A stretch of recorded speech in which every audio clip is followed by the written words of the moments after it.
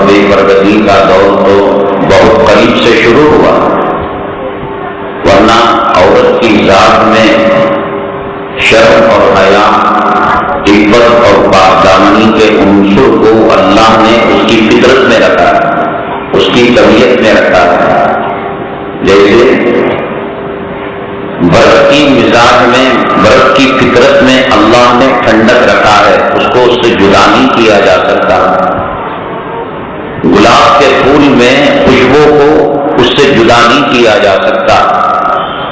انگار کی گرمی کو انگار سے اس کی حرارت جدا نہیں کی جا سکتی۔ ایسے عورت اور شرم حیا، عصمت، عفت، پاکدامنی یہ لازم و ملزوم ہیں۔ جیسے شہد اور مٹھاس یہ دونوں ملے ہوئے ہیں، برف اور ٹھنڈک یہ دونوں ملے ہوئے ہیں، آگ اور گرمی یہ دونوں ملے ہوئے ہیں، ایسے ہی عورت، شرم اور حیا یہ دونوں ملے ہوئے ہیں۔ آگ سے گرمی کو ہٹا لیا جائے تو آگ نہیں، برف سے ٹھنڈک کو ہٹا لیا جائے تو وہ برف نہیں، شہد سے مٹھاس کو الگ کر دیا جائے تو وہ شہد نہیں۔ عورت سے عصمت، عفت اور پاکدامنی کے عنصر کو، شرم و حیا کو الگ کر دیا جائے تو ایک گوشت کا لوتھڑا وہ ہو جاتی ہے۔ شریعت نے عورت پر بہت رحم کیا ہے اور یہ آج اس کی قدردانی نہیں کر رہی ہے۔ رسول کریم جناب محمد رسول اللہ صلی اللہ علیہ وسلم کی تشریف آوری سے پہلے بالکل ایک بوجھ تھی عورت، زندہ دفن، یہ نہیں کہ گلا گھونٹ دیا جائے، زہر پلا دیا جائے، انجیکشن دے دیا جائے، بلکہ زندہ لے جا کر کھڈے میں ڈال کر اوپر سے مٹا کے اس کی چیخوں سے، اس کی پکار سے، اس کے تڑپنے سے، اس کے بلبلانے سے دفن کرنے والوں کو لذت ملتی تھی، مزہ آتا تھا۔ باپ کے مرنے کے بعد بیوی یعنی ماں وراثت میں تقسیم ہوتی تھی، تو الماری لے لے، تو باغ لے لے، تو مکان لے لے، میں میری اماں کو لے لوں گا۔ اس قدر بے حیائی اور بے شرمی کی، اور عورت کا جنازہ نکلا ہوا تھا، اگر وہ تقسیم کے لائق نہیں ہوتی تو بند کمرے کے اندر بند کر دیا جاتا، حتیٰ یتوفاہن الموت اور یجعل اللہ لہن سبیلا۔ اسے نہ غسل کرنے دیا جاتا، نہ اسے استنجا اور بیت الخلاء کے لیے باہر نکالا جاتا، وہیں پر استنجا، وہیں پر بیت الخلاء، وہیں پر بدبو، وہیں پر ناپاکی، اور اسی حالت میں گھٹ گھٹ کر اس کا دم چلا جاتا۔ اللہ کے حبیب پاک جہاں ہر ایک کو اس کا حق دلایا، عورت اللہ تعالیٰ کی ایک عظیم الشان نعمت ہے، اللہ کے حبیب پاک صلی اللہ علیہ وسلم نے اسے عزت دی، عزت کا تاج پہنایا۔ فرمایا اگر کسی کے دو لڑکیاں ہیں اور اس نے ان کو جوان کیا، شادی کی اور رخصت کیا، فرمایا کہ میں اور وہ جو لڑکیوں کا باپ ہے، دو انگلیاں، بیچ کی انگلی اور شہادت کی انگلی دونوں ملے ہوئے ہیں، ایسے جنت میں رہیں گے۔ کہاں رسول کریم صلی اللہ علیہ وسلم کا مقام و مرتبہ، کہاں آپ کون سے محل میں رہیں گے؟ ابھی ہندوستان کے اندر جو وزراء ہیں اور جو لوگ منسٹر ہیں تو ان کا محل کہاں ہے؟ کہاں آپ کو وزراء ملیں گے، منسٹر ملیں گے؟ عام آدمی کی رسائی وہاں تک نہیں ہو سکتی۔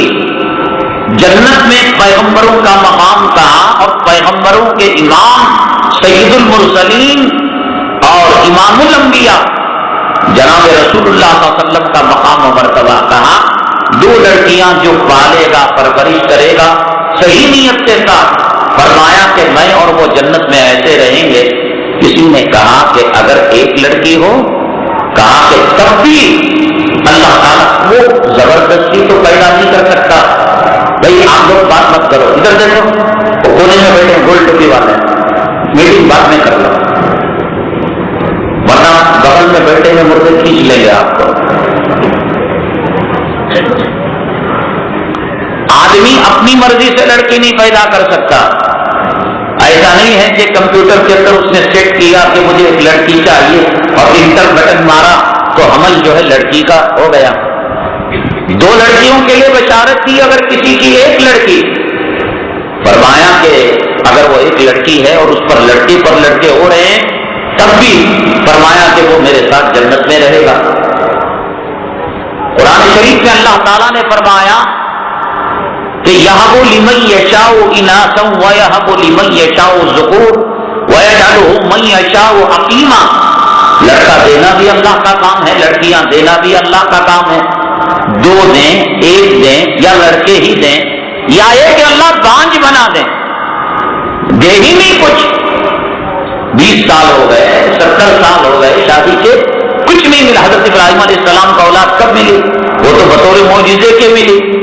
اب یہ تو واپس جانے کی تیاری کر رہا ہوگا. کچھ نہ دے وہ جادو ہو من یشاء عقیمہ. عقیمہ کہتے ہیں بانج کو. وہ کیا کرے؟ فرمایا کہ اگر اس کے لڑکی حمل میں رکی تھی اور اس کو پتا نہیں، آج تو سائنس کے ذریعے سے پتا کر لیا جاتا ہے کہ صاحب یہ پیدا ہونے والی لڑکی ہے یا لڑکا ہے. اس زمانے میں اللہ کے علم میں وہ لڑکی تھی اور حمل گر گیا. 15 دن کا گرا، 9 مہینے کا گرا، 3 مہینے کا گرا، لڑکی کا. اللہ کے حبیب پاک جناب محمد رسول اللہ صلی اللہ علیہ وسلم نے کیا فرمایا؟ آج جو عورت اسلامی تعلیمات کو گری ہوئی نگاہ سے دیکھتی ہے، کیا دیے؟ پردہ، برقع، بال کاٹنا، جسم نہیں دکھانا، غیروں سے بات نہیں کرنا، دیور کے سامنے نہیں جانا، کزن کے سامنے نہیں جانا، چچیرے بھائی کے سامنے نہیں جانا، مولوے بھائی کے سامنے نہیں جانا. یہ کیا پابندیاں ہیں صاحب؟ زمانے سے کندھے سے کندھا ملا کر چلنے کا دور. وہ غور کریں، اللہ کے حبیب پاک صلی اللہ علیہ وسلم نے اتنا اونچا مقام دلایا. حمل بھی لڑکی کا گرا ہو اور اسکیننگ اس نے نہیں کرائی، اللہ کے علم میں وہ بات ہے. فرمایا تب بھی ان کے ماں باپ اور میں جنت میں اس طریقے سے رہیں گے. کتنی عزت دی. جنت کہاں ہے؟ معراج میں اللہ کے حبیب پاک صلی اللہ علیہ وسلم نے دیدار فرمایا تھا. جہنم کہاں ہے؟ آپ نے دیکھا تھا. لیکن دنیا میں اگر کوئی انسان جنت کو دیکھنا چاہے، فرمایا کہ ماں کے قدموں تلے وہ جنت کو دیں گے. اسے ماں بنا کر اس کے قدموں تلے جنت کو بچھا دیا. اسے بیوی بنا کر ایمان کا آدھا حصہ اسے دے دیا کہ مرد اپنی غلط شہوتوں سے، زنا سے، بدکاری سے، دل و دماغ کے خیالات کے بہکنے سے، آنکھوں کے زنے سے، عورت کے ملنے کی وجہ سے فَلْيَتَّقِ اللَّهَ فِي النِّصْفِ الْبَاقِي. فرمایا آدھا ایمان تیرا مکمل ہو گیا. جس نے اور اب نکاح تو ہجڑے سے تو ہو نہیں سکتا، مرد کا مرد سے نہیں. یہ حرامی جو کتے سور کھانے والی قوم ہے، یہ پارلیمنٹ میں پاس کر لیں کہ مرد مرد سے نکاح کرے گا، عورت عورت سے نکاح کرے گی. خدا کی فطرت میں ان کے بغاوت کرنے سے خدا کا دستور تو نہیں بدلتا. نکاح عورت ہی سے ہوگا، عورت مرد ہی سے کرے گی. فرمایا کہ آدھا ایمان مکمل ہو گیا، اب بقیہ آدھے ایمان کی فکر کرے. شریعت کے اندر شرم اور حیا، عصمت، عفت اور پاک دامنی عورت کا کتنا بڑا جوہر ہے. آپ اندازہ لگائیں، کائنات میں سب سے اونچا مقام حضرات انبیاء علیہم الصلوۃ والسلام کا. حضرات انبیاء علیہم الصلوۃ والسلام میں سب سے اونچا مقام امام الانبیاء سید الاولین سید الآخرین جناب محمد رسول اللہ صلی اللہ علیہ وسلم کی ذات گرامی کا. پیغمبر جس درجے کا اونچا ہوتا ہے، پیغمبر کا گھرانہ اتنا ہی پاکیزہ ہوتا ہے، پیغمبر کے آل اولاد اتنے ہی مقام اور مرتبے والے ہوتے ہیں. میں نے آپ کو بتایا تھا اللہ تعالیٰ نے رسول کریم صلی اللہ علیہ وسلم کے لیے جو ازواج مطہرات کا سلیکشن کیا تھا، انتخاب کروایا تھا آپ کی بیویوں کا. ایسے نہیں کہ الل تک کوئی آپ کی زوجیت کے اندر کوئی عورت آ گئی. قیامت تک کی نسل انسانی میں عورتوں میں اللہ تبارک تعالیٰ نے حضرت عائشہ صدیقہ رضی اللہ تعالیٰ عنہ کو چنا، حضرت خدیجہ الکبریٰ، حضرت صفیہ، حضرت حفصہ، حضرت زینب، ان کو چنا اللہ تبارک تعالیٰ نے. اس جیسی مثال اب قیامت تک نہیں آ سکتی. پیغمبر کی مثال قیامت تک نہیں آ سکتی تو پیغمبر کی بیویوں کی مثال دنیا کی کسی بیوی میں نہیں آ سکتی. پیغمبر کی لڑکیوں کی مثال دنیا کی کسی لڑکی میں نہیں آ سکتی. سب سے ٹاپ ہائی لیول عصمت، عفت، پاک دامنی، شرم، حیا، غیرت، سب سے اونچی کائنات میں حضرت موسیٰ علیہ السلام کو جو بیوی ملی اس سے بھی قیمتی.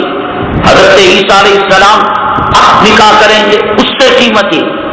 حضرت داؤد علیہ جتنے پیغمبروں نے نکاح کیا ان کی ازواج کے مقابلے میں اللہ نے نبی کریم صلی اللہ علیہ وسلم کے ازواج کا مقام اونچا کیا، اعلیٰ کیا، ارفع کیا. اس لیے کہ کائنات میں ان جیسی عصمت والی مائیں کوئی اور نہیں ہے. اور دوسرا مسئلہ، کوئی انسان مرتا ہے مسلمان تو اس کی موت کے بعد عدت گزرنے کے بعد عورت دوسرے مرد سے نکاح کر سکتی ہے. نبی کریم جناب محمد رسول اللہ صلی اللہ علیہ وسلم کی جو ازواج مطہرات ہیں، ایک مرتبہ آپ کی زوجیت میں آ جانے کے بعد اور رسول اللہ صلی اللہ علیہ وسلم پردہ فرمائیں، اس کے بعد کوئی ان کو ہاتھ نہیں لگا سکتا. ماں ہے وہ ماں، ماؤں سے بڑھ کر وہ ماں ہے. رسول اللہ صلی اللہ علیہ وسلم کی حرم سرائیں، کائنات کی قیمت باز عورتیں ہماری مائیں. النبی اولی بالمؤمنین من انفسہم وازواجہ امہاتہم. آقا کی بیویاں ہماری مائیں ہیں اور نبی ہمارے ماں باپ سے زیادہ، ہمارے نفس سے زیادہ ہمارے قریب ہیں. یہ اللہ نے کلام پاک میں ارشاد فرمایا. اور قرآن میں مسئلہ دیکھو، وَإِذَا سَأَلْتُمُوهُنَّ فَاسْأَلُوهُنَّ مِنْ وَرَاءِ حِجَابٍ. اے لوگو، نبی کی عورتوں کو اگر کچھ بات کرنا ہے، اب نبی کے زمانے میں کون مرتے؟ حضرت ابو بکر صدیق، حضرت عمر فاروق، خلفائے راشدین، عشرہ مبشرہ، بدری صحابی، احدی صحابی، انصار، مہاجرین. نبی کے عورت کے پاس، نبی کی عورتوں کے پاس منافق تو نہیں جائے گا، یہودی تو نہیں جائے گا، عیسائی تو نہیں جائے گا، کافر و مشرک تو نہیں جائے گا. نبی کے در مسئلہ پوچھنے کے لیے نبی کے صحابہ جائیں گے.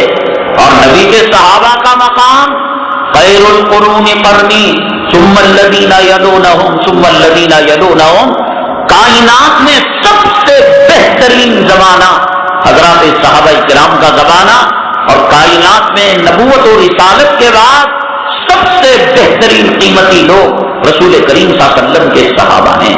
اللہ اللہ فی اصحابی لا تتخذهم من بعدی غرضا فمن احبهم فبحبی احبهم ومن ابغضهم فببغضی ابغضهم.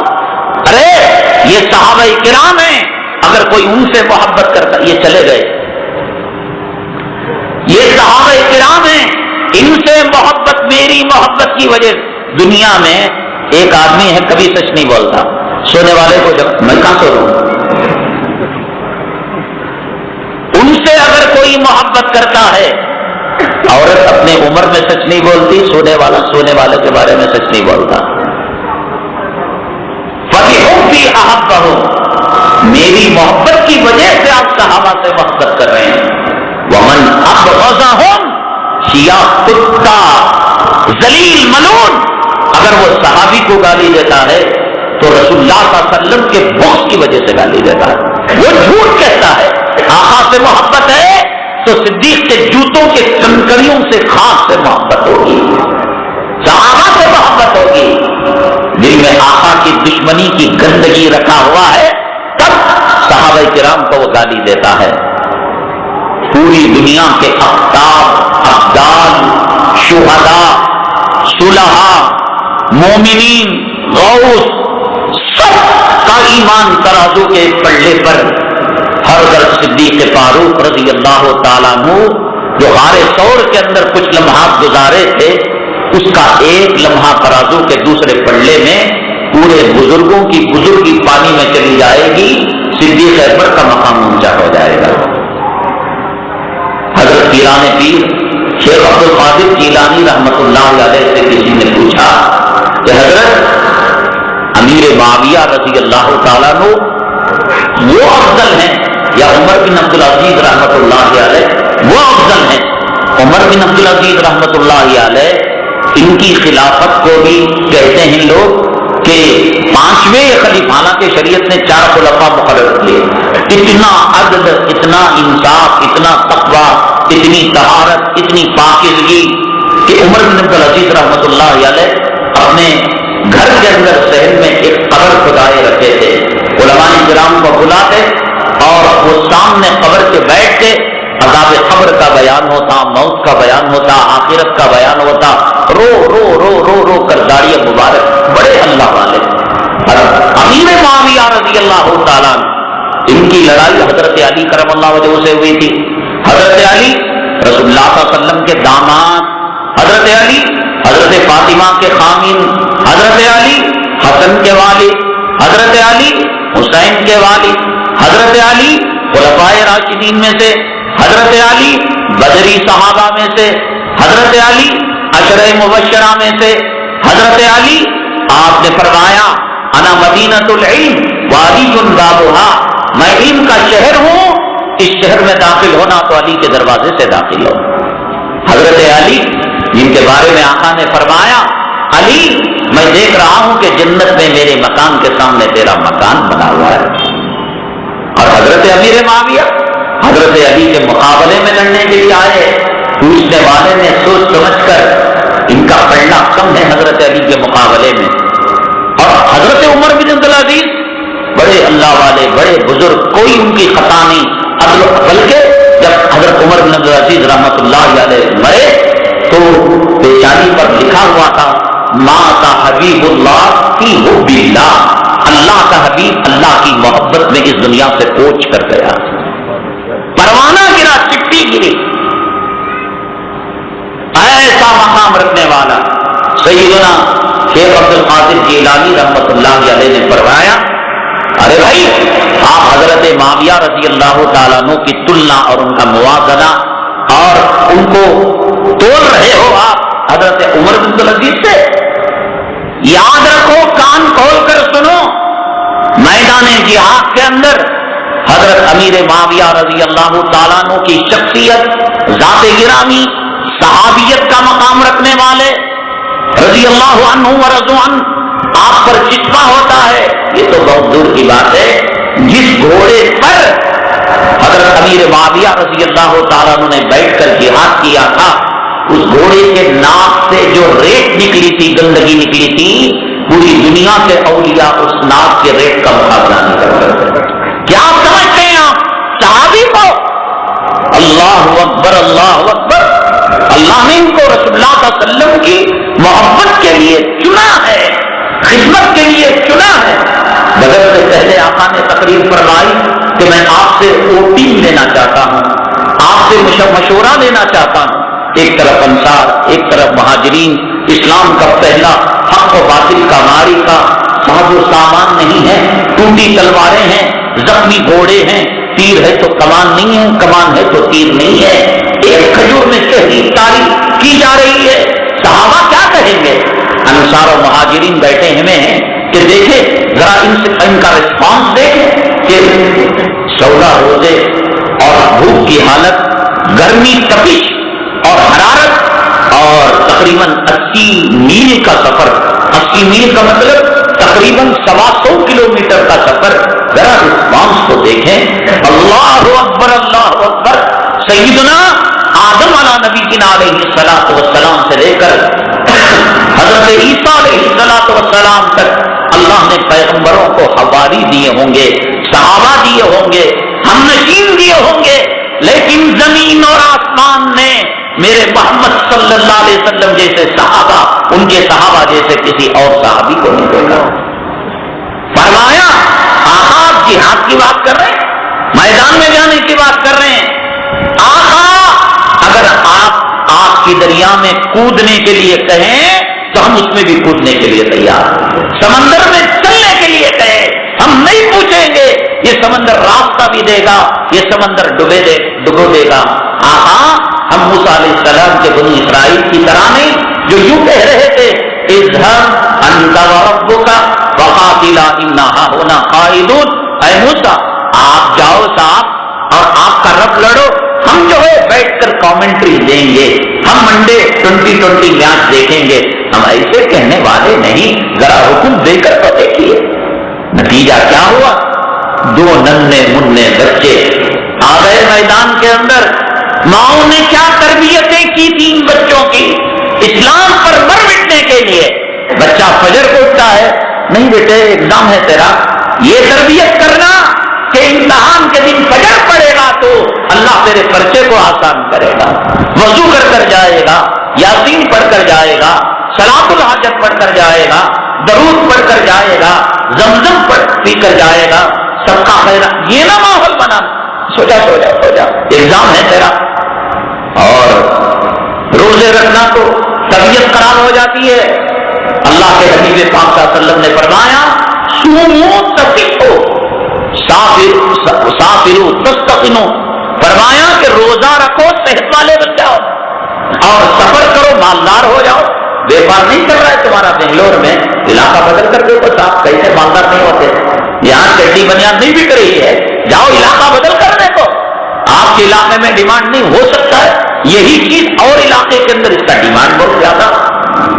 یہ فارمولا دیا اور بچہ شہری کے لیے تڑپتا ہے روزے کے لیے، تو ماں یہ کہہ کر نہیں بیٹے تجھے ابھی روزہ فرض نہیں ہوا، تیرا آدھا روزہ ہے، بیٹا دودھ پی لے، بیٹا روٹی کھا لے. اور اللہ کے حبیب پاک صلی اللہ علیہ وسلم کے زمانے میں کیا تھا ان ماؤں کا جذبہ جن کے اندر غیرت، شرم، حیا اور ایمانی حرارت کوٹ کوٹ کر بھری ہوئی تھی. گھر کے اندر مردانہ نہیں تھا، گھر کے اندر بالغ بچہ نہیں تھا، گھر کے اندر بھائی نہیں تھا. اب یہ 2 چھوٹے ننھے منھے سرمایہ تھے گھر کا. بیٹے تم ہی جاؤ، دعا کرتے ہوئے جاؤ، آقا کسی طریقے سے تمہیں قبول کر لیں. سب بندی ہو رہی تھی. 2 بچے معاذ اور معاویہ رضی اللہ تعالیٰ عنہما شرماتے ہوئے دور دور کھڑے ہوئے ہیں. کہا کہ بچوں کون ہو تم؟ آقا ہمیں بھی قبول فرما لیجیے اور ہمیں بھی جو ہے جنگ بدر کے صحابہ میں اور مجاہدین میں ہمارا شمار فرما لیجیے. آقا نے کہا بیٹے تم تو بہت چھوٹے ہو، معاذ بڑے ہیں. نہیں آقا ان کا قد ہی بڑا ہے، عمر ہی بڑا ہے، کرتے برتے کچھ نہیں ہے. اور اسی وقت ایڑیوں کے بل اونچا ہونا شروع کر دیا. اللہ کے حبیب پاک صلی اللہ علیہ وسلم نے ان کے موڈے پر شفقت سے ہاتھ رکھا. بیٹے ایڑیاں رکھنے سے کوئی اونچا نہیں ہو جاتا، ایڑیوں کے بل اپنے قد کو بڑھانے سے. یہ تمہارے بڑے بھیا ہیں، تم چھوٹے ہو. بیٹے مانا کرو، تمہارا کیا کام ہے میدان جہاد میں؟ اسلام کا پہلا حق و باطل کا معرکہ ہے، یوم بدر ہے، یوم فرقان ہے اور حق و باطل کا مقابلہ ہے. چلے جاؤ بیٹے. تو کہنے لگے معاویہ آقا جس کے موڈے پر، جس کے سر پر محمد صلی اللہ علیہ وسلم کا ہاتھ ہو وہ چھوٹا بھی ہو سکتا ہے. اتنا کہنا تھا. آقا دو عالم صلی اللہ علیہ وسلم کو جوش آ گیا. اچھا صاحب تم اپنے آپ کو بڑا ثابت کر رہے ہو، کام کریں گے، کشتی کروا لیں گے. اب حضرت معاذ کا بدر کے میدان میں جانا طے تھا تو ان کے آنکھ مار دی. بھیا عزت رکھ لو، لاج رکھ لو، تم کو تو جانا طے ہی ہے، تم میرے ہاتھوں ہار جاؤ. جو ہے کانا پوسی کر دی اور آن کی آن میں حضرت معاویہ ان کے سینے پر چڑھ بیٹھے اور اللہ کے حبیب پاک صلی اللہ علیہ وسلم نے کہا یہ ون ہو گئے، جیت گئے اور دونوں کو اجازت دے دی. اور میں گئے میدان کے اندر ایسے پھراٹے بھرتے ہوئے، تلوار لہراتے ہوئے گھوڑے پر گئے. حضرت عبداللہ ابن مسعود رضی اللہ تعالیٰ تشریف لائے. حضرت السلام علیکم. وعلیکم. بیٹے کیا کر رہے ہو؟ بھاگو، یہ تو دشمن کا قافلہ ہے اور یہاں پر جو ہے بڑے بڑے جرار، بڑے بڑے بہادر اور بڑی بڑی تلواریں لے کر تیز رفتار تمہیں روم دیں گے، تم تو بچے ہو. چچا جان ایک بات پوچھو. بیٹے بتاؤ وہ ابو جہل کہاں رہتا ہے؟ اچھا ابو جہل، ارے وہ تو ننگی تلواروں کے سائے میں رہتا ہے، تیز رفتار گھوڑوں کے گھیرے میں رہتا. ارے تم کس کا نام؟ جاؤ. نہیں چچا جان آپ تو صرف پتا ہی بتا دیں. تو کہا کہ ٹھیک ہے اگر پتا پوچھ رہے، دیکھو وہ ہے وہ گھمسان کے جنگ میں وہاں لڑا جو لوگوں کے درمیان ہے اور ارد گرد اس لیے کہ جرنیل اگر فوج کا مر جاتا ہے، سپہ سالار مر جاتا ہے، امیر مر جاتا ہے، تو یہ سمجھا جاتا ہے کہ ساتھ جنگ وہ لوگ ہار گئے. اور اس کی حفاظت بہت ضروری ابو جہل کی. یہ جب تک زندہ رہے گا تو کافر زندہ رہیں گے اور ان کی جماعت زندہ رہے گی. آقا ادھر کے جرنیل تھے، تو آقا دو عالم صلی اللہ علیہ وسلم جب تک آپ باحیات رہیں گے تو کافر یہ سمجھیں گے کہ صحابہ ابھی مورچہ سنبھالے ہوئے ہیں. تو ایک دم بجلی کی طرح اس گھیرے کو توڑ کر انہوں نے ابو جہل کے گھوڑے کو جو مارا تو ابو جہل نیچا گرا. دونوں 70-80 زخم تلواروں سے اس کے جسم پر چھید دیا، خون کے فواروں میں لطفت ہو گیا. ابو جہل کے بیٹے جو اکرمہ بعد میں ایمان لے آئے، وہ اس وقت ایمان نہیں لائے تھے، وہ کافروں کی صف میں تھے. اب دیکھا معاذ جو بڑے بھائی ہیں ان کے جو مونڈا مارا تو ہاتھ ہی الگ ہو گیا، تو ہاتھ لٹک رہا ہے. اب یہاں ہے کہ صاحب بچہ نہیں کھا رہا ہے، اسے لال پیلا پانی، اسے بزدل بنا رہے صاحب، شیطان کا ڈر دکھا دکھا کر بزدل بنا رہے اور کھلا کھلا کھلا کھلا کر بیت الخلا سے بٹ بھرا کر. اللہ کے نبی صلی اللہ علیہ وسلم نے صحت کا راز کم کھانے میں بتایا تھا. آج کی مائیں 20 قسم کی چیزیں اس پیٹ کو بیت الخلا کی بٹ بنا کر، بیت الخلا کو اس کا اڈا بنا کر، گٹر بنا کر ٹھوستی ہیں کہ دیکھ چاند کو دیکھ کر کھا لے، ستاروں کو دیکھ کر کھا لے، ورنہ شیطان آ جائے گا، بھالو آ جائے گا، فلاں آ جائے گا. کیا تربیت کی تھی ان کی والدہ محترمہ نے، حضرت پنسا رضی اللہ تعالیٰ، حضرت خولہ اس زمانے کی بہادر عورتیں، کیا ان کی تربیت کی ہوگی کہ وہ ہاتھ لٹک رہا تھا کچھ رگوں پر. تو ابھی تو کمسن بچے ہیں، دامے پیر سے ہاتھ دبایا اور یہ کھینچا تو ہاتھ نیچے پڑ گیا. اللہ کے حبیب پاک صلی اللہ علیہ وسلم اس منظر کو دیکھ رہے تھے. فرمایا ماں کیا ہوا؟ اللہ کے نبی کوئی بات نہیں، ایک اور ہاتھ ہے، اس سے کام ختم کر دوں گا. تمام ارے لیا، وہ ہاتھ اٹھا کے لے آؤ. اللہ کے حبیب پاک صلی اللہ علیہ وسلم کے پاس ہاتھ لے کر آئے ماں، تو دعا مبارک آپ نے لگایا، ہاتھ جوڑا. فرماتے ہیں کہ نہ جڑنے والے ہاتھ سے وہ ہاتھ اور زیادہ طاقتور ہو گیا. پھر گئے وہ فراٹے بھرتے ہوئے، تلوار کو لہراتے ہوئے اور ابو جہل کے گھیرے کے قریب گئے. اتنے میں معاوض جو چھوٹے بھائی تھے انہوں نے جام شہادت نوش کر لیا اور کچھ لمحوں کے بعد حضرت معاذ رضی اللہ. لیکن اس امت کا جو فرعون ہے ابو جہل، اس کا خاتمہ کیا اور اسے واقع جہنم کیا. حضرت عبداللہ ابن مسعود رضی اللہ تعالیٰ جب دیکھا کہ نیچے پڑا تڑپ رہا ہے تو سینے پر ایک دھر کر پاؤں کا پنجہ مارا. حرامی، میرے محمد صلی اللہ علیہ وسلم کو تو گالیاں دیتا تھا، پلان کیا کرتا تھا، منصوبے مت صحیح تھے. میرے آقا نے فرمایا یہ جگہ وہ ہے کہ جہاں عذبہ پڑے گا، یہ جگہ وہ ہے جہاں شیبہ گر کر پڑے گا، یہ جگہ وہ ہے ابو جہل کی لاش پڑے گی. قربان جائے میرے محمد صلی اللہ علیہ وسلم پر، جو جگہ بتائی اسی جگہ تیری لاش گری پڑی ہے، بتا تیرے ساتھ کیا سلوک کیا جائے. اتنا حرام الدہر تھا کہ مرنے کے قریب، لیکن پھر بھی کہہ رہا تھا عبداللہ مجھے اگر کوئی مکے کا آدمی مارتا تو اچھا تھا، مدینے کا کوئی کسان بچہ آ کو مجھے مارے آنا. بڑے شرم سے ڈوب پڑنے کے بعد مر بول کر تلوار نکالے، گردن کاٹنے گئے تو بول رہا ہے گردن ذرا نیچے کاٹو، اونچی رہنا میری گردن. حضرت عبداللہ ابن مسعود رضی اللہ تعالیٰ نے 2 ٹکڑے کیے، رسول اللہ صلی اللہ علیہ وسلم کے دربار میں پہنچے اور یہ فٹ بال کی طرح آقا کے قدموں کے اندر آپ حضرت عبداللہ ابن مسعود نے جب منڈی کو پھینکا، اللہ اکبر کی صداؤں سے میدان بدر گونجا. اب کافروں کی ہوا اکھڑی، لے بھاگ سب بھاگنے لگے. 70 قتل کر دیے گئے، 70 اس کے اندر گرفتار کیے گئے. اللہ تعالیٰ نے عجیب تو عورت کے اندر جذبات، عورت کے اندر ایک مرتبہ اللہ کے حبیب پاک صلی اللہ علیہ وسلم نے لشکر تیار کیا اور اتفاق کی بات کہ مالی حالت اور مالی پوزیشن کے اندر اونچ نیچ آتی رہتی ہے، تو اتفاق کی بات یہ کہ سرمایہ بھی کم تھا، لوگ بھی کم تھے. رسول اللہ صلی اللہ علیہ وسلم بڑی مایوسی کی حالت میں اللہ سے دعا کر رہے تھے. اللہ دشمنوں کا لشکر جرار ہے، ایک چھوٹی سی تعداد اس کے مقابلے کے لیے جا رہی ہے، تو اب نکلنے ہی والے تھے. آقا دو عالم صلی اللہ علیہ وسلم گھوڑے پر سوار ہی تھے کہ ایک نقاب پوش خاتون گھوڑے پر بیٹھی ہوئی ہے. اے محمد صلی اللہ علیہ وسلم رک جائیے گا، ایک بہت ضروری مسئلہ ہے۔ اللہ نبی صلی اللہ علیہ وسلم نے فرمایا قافلہ پہنچ کر چکا ہے بیٹی، بہنا قافلہ پہنچ کر چکا ہے، کیا مسئلہ ہے؟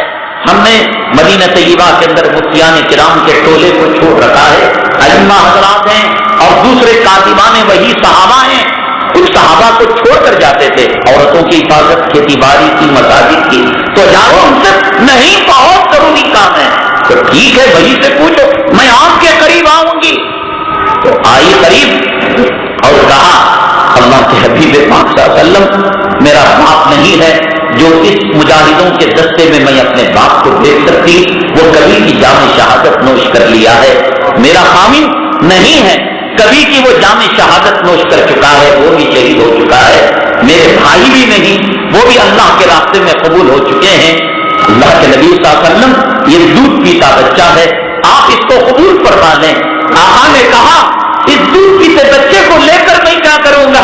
فرمایا آقا اگر دشمن کا کوئی تیر اور دشمن کے تلوار کی کوئی وار آئے، آپ پر ضرب نہ لگے، آپ پر بار نہ لگے، اس دودھ پیتے بچے کو درمیان میں کر دیجئے تاکہ یہ شہید ہو جائے اور آپ کو دھکا نہ لگے۔ یہ وہ مائیں تھی جن کے اندر شرم، غیرت، حیا کوٹ کوٹ کر بھری ہوئی تھی۔ غیرت اگر ہو تو بہادری آتی ہے، اور غیرت اگر کم ہو انسان بزدل ہو جاتا ہے۔ اس وقت ہندوستان کے اندر یہی کر دیا گیا کہ 100 سال سے ایک محنت کی گئی کہ مسلمانوں کی غیرت کا جنازہ نکالا جائے، شرم کا جنازہ نکالا جائے، حیا کا عنصر ان کی عورتوں سے نکالا جائے۔ اب بالکل اسٹیج تیار ہو چکا ہے حق و باطل کے معرکے کے لیے۔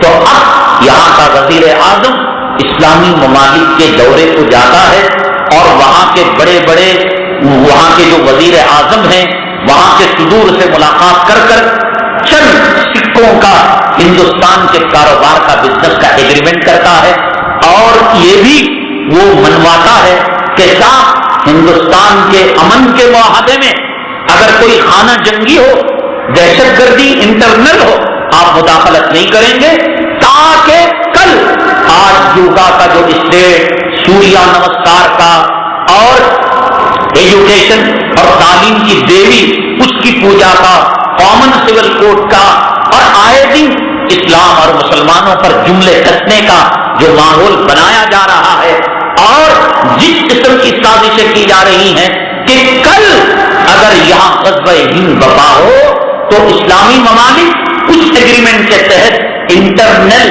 جنگ میں اور انٹرنل داخلی امور کے اندر مداخلت نہ کرے۔ یہ کام کر کر وہ اقوام متحدہ یونائٹڈ نیشن کو اس کی کاپیاں دے کر وہ دیکھیں گے کہ ماں تڑپ رہی ہے، وہ دیکھیں گے امت کی بیٹیوں کی عصمت لٹ رہی ہے، وہ دیکھیں گے مساجد و مدارس کو مسمار کیا جا رہا ہے، وہ دیکھیں گے کہ ظلم اور تشدد کا بول بالا ہے، لیکن چاہ کر بھی وہ اسلامی ممالک ہونے کے ناطے کہیں ہندوستان کے رعایا اور ہندوستان کی مسلم پبلک سے اپنے رحم و کرم نہ جتائے۔ یہ سب کام ہو رہے ہیں اور تقریباً 70% ان کاموں کو کیا جا چکا ہے، اور آج کا مسلمان نماز سے دور ہے، آج کی ماں بیٹی امت کی پردے سے دور ہے، شرم و حیا سے دور ہے۔ پھر ضرورت ہے کہ آج امت کی عورتوں میں خنسا جیسی خصلتیں پیدا ہو، آج امت کی بیٹیوں میں خولا جیسی خصلتیں پیدا ہو، حضرت عائشہ، حضرت خدیجہ جیسی شرم و حیا کی پیکر مجسم وہ جو ہے دیویاں بنے۔ آج ضرورت ہے امت کے بچوں میں معاف اور معاوض کی خصلت پیدا ہو، آج ضرورت ہے امت کے نوجوانوں میں حضرت جو ہے معاذ بن جبل، حضرت خالد بن ولید، حضرت عمر الخطاب، حضرت علی، ایسے محمد بن قاسم محمود غزنوی، ایسے شجاعت والے ٹیپو سلطان کی شجاعت والے نوجوان پیدا ہو۔ انقلابی موومنٹ میں ہندوستان پہنچ چکا ہے، اندرونی تیاریاں پوری طریقے سے اپنے آخری مرحلے پر ہیں کہ اس ملک کو جو بنانے کا وہ منصوبہ رکھے ہیں اس کے لیے جگہ جگہ ایجنڈا بنا دیا گیا ہے۔ کہ مسلم اسکول بھی اپنی اسکول کو اگر بچانا ہے تو انہی کے طرز عمل پر یعنی شرک کریں گے، कुफर करेंगे, सूरज की पूजा करेंगे, वंदे मातरम कहेंगे, तब तो वो बच सकते हैं। एक गांव के अंदर जानवर पैदा भी होते हैं, जानवर मरते हैं, इंसान पैदा होते हैं, इंसान मरते हैं, तो जानवर क्यों नहीं पैदा होगा, क्यों नहीं मरेगा? सिर्फ गाय का एक बछड़ा मरने की वजह से पूरे गांव को खाक के हवाले कर दिया गया, दुकानों को जला दिया गया, मकानों को जला दिया गया, और औरतों की इज्जत आबरू को लूटने की कोशिश की गई, मसाजिद को वैरान किया गया। ये सब वाकयात किस चीज के लिए हो रहे हैं और क्या वो मुसलमानों से मुतालबा करते हैं, वो किस किस्म की आंख से हिंदुस्तान को देखने का तकाजा कर रहे हैं? अगर बाकबीरो या उलिल अब्सार अकल रखते हो, समझ रखते हो, तो इबरत हासिल करो। इंशाअल्लाह और बयान में कल हम अर्ज करें। घर के एडवांस के बारे में कल हमने बता दिया था कि एडवांस पर ज़कात साहिब हैसियत है तो वो दे और गरीब है तो ना दे। उर्दू जुबान जानना मुसलमानों को उर्दू जुबान सीखना चाहिए, इसलिए कि इस्लाम का लिटरेचर और इस्लाम का जो सरमाया है वो उर्दू जुबान ही के अंदर है।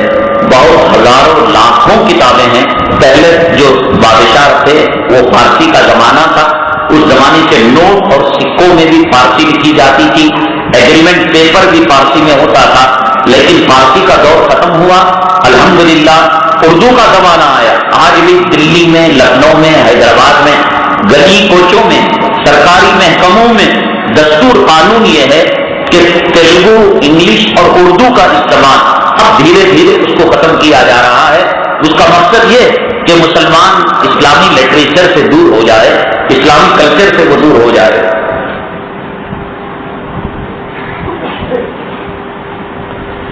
उर्दू सरकारी स्कूलों में इस्कान टेम्पल का खाना आता है। मुसलमानों के बच्चे इस खानों को खा सकते हैं या नहीं? देखो जी, खाना जो होता है वो फी नफ्सी ही हलाल हराम नहीं होता। वो ये नहीं होता कि हिंदू दे तो वो हलाल हो जाए, मुसलमान दे तो हराम, हिंदू दे तो हराम, मुसलमान दे तो हलाल। अब ये इस्कान टेम्पल वाले करते हैं, अगर वो दान का पैसा, खैरात का पैसा करते हैं, सूद का पैसा नहीं होता, उनके बुतों के चढ़ावे का पैसा नहीं होता, उनके मंदिरों के हुंडावन का पैसा नहीं होता, रिफाही काम जैसे मुसलमान खैर खैरात करता है। अगर वो इस्कान टेम्पल वाले गवर्नमेंट से कंट्रैक्ट लेकर, एग्रीमेंट कर कर, मुआहदा कर कर सरकारी स्कूलों को खाना पहुंचाते हैं तो बच्चे खाने में कोई हर्ज नहीं है। और दूसरी बात यह है कि खुदा ना करे अगर इस्कान टेम्पल वाले हराम ही का मामला करते हो तो बराह रास्त बच्चा इस्कान टेम्पल से खाना नहीं लेता है। वो क्या करते हैं, स्कूल के प्रिंसिपल और स्कूल के जिम्मेदार अफसर को वो खाना देते हैं। स्कूल पहले मालिक बनता है और बाद में बच्चों को तकसीम करता है। जैसे अभी मिनहाजुल उलूम मदरसा है, यहाँ पढ़ने वाले अमीर के बच्चे भी हैं, गरीब के बच्चे भी हैं। हमारी ज़कात की रकम अमीर के बच्चे को इस्तेमाल नहीं हो सकती, सदक़े फितर अमीर के बच्चे को इस्तेमाल नहीं हो सकता। तो हम क्या करते हैं, मदरसे को मालिक बना देते हैं। तालिबे इल्म और ज़कात देने वाला, सदक़े फितर देने वाला, इनका आपस में संबंध नहीं होता, तालिबे इल्म थर्ड पार्टी हो जाता है। तो अब मदरसे वाले उसको किसी हीले के जरिए से हलाल करते हैं, पाक करते हैं, वो जाने अल्लाह जाने, बहरहाल जरूर करते हैं। तो चुनांचे अब उस खाने को सയ്यद भी खा सकता है, गैर सയ്यद भी, मालदार का बच्चा भी। तो इसी तरीके से इस्कान टेम्पल का जो खाना आता है डायरेक्ट मुसलमान से जाकर नहीं लेते, पहले स्कूल उसका मालिक होता है और फिर सेकेंडरी थर्ड पार्टी स्टूडेंट बनता है। इस हिसाब से जैसे अगर कोई चोरी 100 रुपए करे, पिक पॉकेट करे और यहाँ चंदे का ऐलान हुआ तो चादर के अंदर वो चोरी के पैसे डाल दिया, तो अब वो चोरी के 100 रुपए में मेरी तनख्वाह, मोहसिन साहब की तनख्वाह दी गई, वही नोट दी गई, तब भी मुझे हराम का नहीं मिला। इसलिए कि डालने वाले ने चंदे को डाला तो मुझे जेब में नहीं दिया, वो मस्जिद को, मदरसे को दिया। मस्जिद मदरसा फिल्टर है, मैं थर्ड पार्टी हूं, मुझे जो मिला है उस चोर पिक पॉकेटर से नहीं मिला, मदरसे मस्जिद से मिला। तो मिल्कियत बदलती है। जैसे रसूल करीम सल्लल्लाहु अलैहि वसल्लम की एक ज़ौजे मुताहरा के पास सट्टे का माल आया, अल्लाह के नबी सल्लल्लाहु अलैहि वसल्लम ने फरमाया भाई खाने को हो तो कोई दो, कहा कि कुछ नहीं है, یہ تو رکھا ہوا ہے، ملیدہ کھجور رکھا ہوا ہے، فرمایا کہ یہ تو صدقہ ہے۔ رسول اللہ صلی اللہ علیہ وسلم نے سب ایک دستور دیا امت کے لیے، لکی صدقۃ ولنا ہدیۃ، یہ صدقہ دینے والے نے تجھے دیا ہے، اب تیرے سے یہ مال مجھ تک آئے گا تو یہ ہدیے کے طور پر آئے گا، گفٹ کے طور پر آئے گا۔ ملکیت کے بدلنے سے معاملہ بھی بدل جاتا ہے۔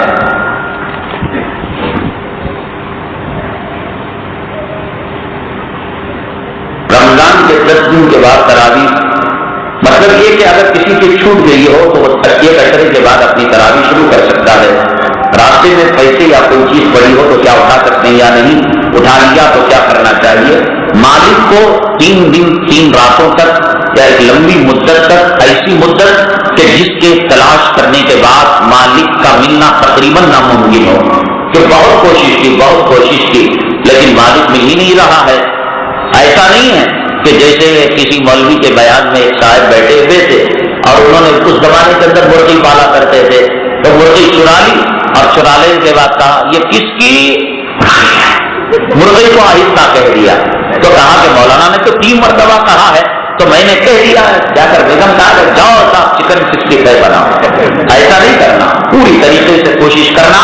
پھر بھی اس کے بعد بھی اگر وہ غریب ہے تو استعمال کر سکتا ہے، امیر ہے مسجد کے منڈاون میں ڈالے یہ سوچ کر کہ غیر مسلم ہے، اللہ ان پیسوں کے بدولت اسے ہدایت سے والا مان کرے، اور اگر صاحب ایمان ہے اللہ تعالیٰ اسے جہنم کی آگ سے بچائے، جنت نصیب فرمائے، اس نیت کے ساتھ۔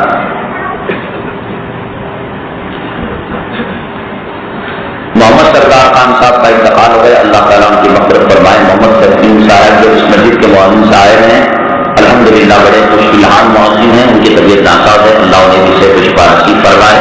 ہمارے اس جو ہے محلے کے، ہمارے اس مسجد کے قدیم مصلح جناب چاند صاحب، ان کے ساڑھوں کا بھی انتقال ہو گیا ہے، دعا فرمائیں اللہ تعالیٰ ان کی مغفرت فرمائے۔ الحمدللہ رب العالمین، والصلاۃ والسلام علی سید المرسلین وعلی آلہ وصحبہ اجمعین۔ اللهم انک عفو کریم تحب العفو فاعف عنا۔ سبحان ربک رب العزة عما یصفون وسلام علی المرسلین والحمد للہ رب العالمین۔